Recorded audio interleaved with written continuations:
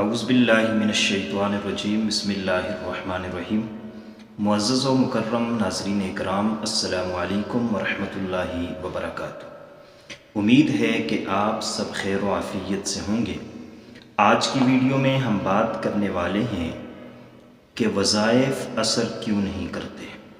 بہت سے لوگ ہم سے یہ سوال کرتے ہیں کہ ہم وظیفے کرتے ہیں، بہت سے عمل کرتے ہیں، لیکن ہم پر وہ وظیفہ اثر نہیں کرتا۔ جس مقصد کے لیے ہم وظیفہ کرتے ہیں، ہمیں اس مقصد میں کامیابی اور کامرانی حاصل نہیں ہوتی۔ آپ کے ذہن کے اندر بھی یہ بات ہوگی کہ آپ وظیفے کر کر کے تھک چکے ہیں، لیکن وظیفہ اثر نہیں کر رہا۔ وجہ کیا ہے؟ تو آج کی ویڈیو میں آپ کو وجہ بتانے لگا ہوں کہ اگر آپ پر وظیفہ اثر نہیں کرتا تو آپ دیکھیے کہیں ان وجوہات میں کوئی وجہ تو نہیں پائی جا رہی۔ ایک ہی بات ہے، یہ بات ذہن میں رکھیے کہ وظیفہ تب اثر کرتا ہے جب اس وظیفے کو اس کی مکمل شرائط کے ساتھ کیا جائے۔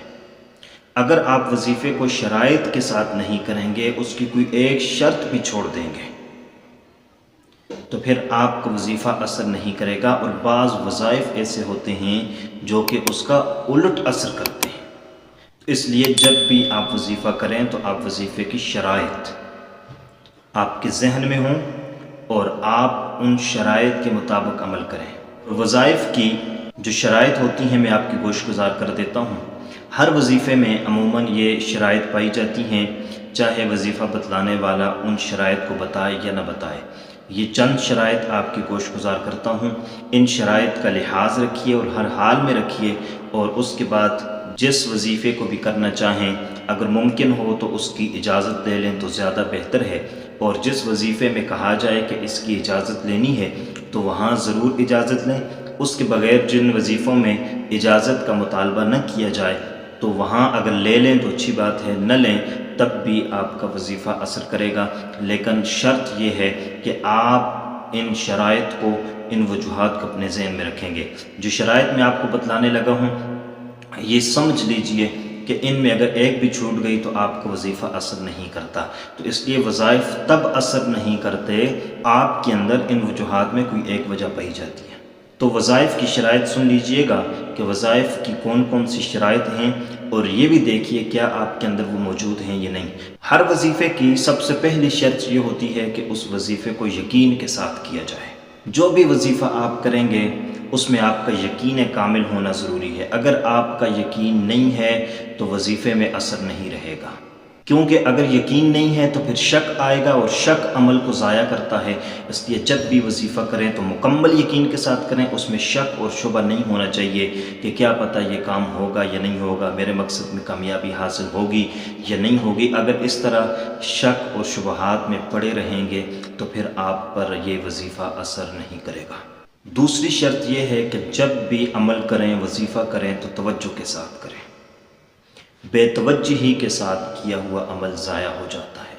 یعنی جب آپ وظیفہ کرنے لگیں تو آپ کی مکمل توجہ وظیفے پر ہو، اور ایسی جگہ پر بیٹھ کر کریں جہاں یکسوئی ہو، قبلہ رخ ہو اور شور شرابہ نہ ہو۔ تو ایسی جگہ پر مکمل یکسوئی کے ساتھ، مکمل توجہ کے ساتھ وظیفہ کریں۔ یہ وظیفے کی دوسری شرط ہے۔ تیسری شرط یہ ہے کہ جب بھی وظیفہ کریں تو اللہ کی رضا کے لیے کریں۔ ہم میں اکثر لوگ یہ کرتے ہیں کہ وظیفہ، ظاہر بات ہے ہم تو مقاصد کے لیے بتاتے ہیں، لیکن وہ مقصد ذہن میں رکھنا ہوتا ہے۔ لیکن ان مقاصد میں آپ کا سب سے بڑا مقصد یہ ہونا چاہیے کہ اللہ کی رضا کے لیے کر رہا ہوں، کیونکہ وظائف کرنے پر اجر و ثواب ملتا ہے، اللہ راضی ہوتے ہیں۔ آپ وظیفہ کریں کہ میں اس لیے کر رہا ہوں کہ اللہ مجھ سے راضی ہو جائے، اور جب اللہ راضی ہو گیا تو آپ کا کام بن جائے گا۔ اللہ ناراض ہوا تو آپ کا کام نہیں بنے گا۔ اس لیے اللہ کو راضی کرنے کے لیے، اللہ کی رضا کے لیے وظیفہ کریں، انشاءاللہ العزیز آپ کا وہ وظیفہ ضرور اثر کرے گا۔ چوتھے نمبر پر رزق حلال کا اہتمام ہو اور حرام سے اجتناب ہو۔ اگر رزق حلال نہیں ہے، غذا حلال نہیں ہے، آپ جتنے بھی وظیفے کریں کوئی وظیفہ اثر نہیں کرے گا، کیونکہ جس پیٹ کے اندر حرام کا لقمہ ہوتا ہے، پیغمبر علیہ السلام کی حدیث ہے کہ جس کے پیٹ کے اندر ایک لقمہ بھی اگر حرام کا چلا جائے 40 دن تک اس کا کوئی عمل بھی اللہ کے ہاں قابل قبول نہیں ہے۔ تو ظاہر بات ہے اگر 40 دن تک اللہ کے ہاں عمل قبول نہیں ہے تو پھر اس میں وظیفے کہاں قبول ہوں گے اور عمل کہاں قبول ہوں گے اور وظائف کہاں قبول ہوں گے۔ تو اس لیے آپ نے رزق حلال کا اہتمام کرنا ہے اور حرام سے بچنا ہے۔ نمبر 5، فرائض کا اہتمام کریں۔ جو لوگ فرائض کا اہتمام نہیں کرتے ان کے اعمال بے اثر ہو جاتے ہیں، وظائف بے اثر ہو جاتے ہیں۔ اگر آپ چاہتے ہیں کہ آپ کے وظیفے میں اثر ہو تو آپ فرائض کا اہتمام ضرور کریں۔ جو فرض نماز نہیں پڑھتا وہ جتنے بھی وظیفے کرے اس کے وظیفے کا کوئی فائدہ نہیں ہے۔ وظائف تب اثر کرتے ہیں جب فرائض کا اہتمام کیا جائے، چاہے فرض نماز ہو، زکوٰۃ ہو، حج ہو، یہ جتنے بھی فرائض ہیں ان کا اہتمام کیا جائے۔ چھٹے نمبر پر حرام کاموں سے بچنے کی کوشش کی جائے۔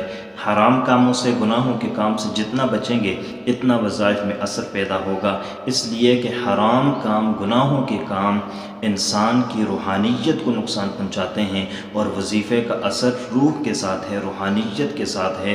تو اس لیے اپنی روحانیت کو پاک کرنے کے لیے گناہوں سے اور برے کاموں سے بچنا ہوگا۔ نمبر 7، طہارت کا اہتمام کریں۔ جب بھی وظیفہ کریں پاکی میں ہوں، طہارت میں ہوں اور وضو ہوں، تب وظیفہ اثر کرتا ہے۔ اگر ناپاکی کی حالت میں بے وضو آپ وظیفہ کرتے ہیں تو اثر نہیں کرتا۔ نمبر 8، عاجزی کے ساتھ وظیفہ کریں۔ جب بھی وظیفہ کریں عاجزی کے ساتھ گڑ گڑا کر اللہ سے مانگیں اور عاجزی کے ساتھ وظیفہ کیا جائے تو وظیفہ اثر کرتا ہے۔ تو یہ 8 شرائط ایسی ہیں جو عموماً ہر وظیفے میں پائی جاتی ہیں، چاہے بتائی جائیں یا نہ بتائی جائیں۔ ان 8 شرائط کا ضرور خیال کیجیے گا، انشاءاللہ العزیز آپ کا ہر وظیفہ اثر کرے گا۔ امید کرتے ہیں کہ آپ کو ہماری آج کی یہ ویڈیو پسند آئی ہوگی۔ اگر پسند آئی ہے لائک کر لیجئے گا، چینل پر نئے ہیں سبسکرائب کر لیجئے گا۔ اللہ حافظ، السلام علیکم ورحمۃ اللہ وبرکاتہ۔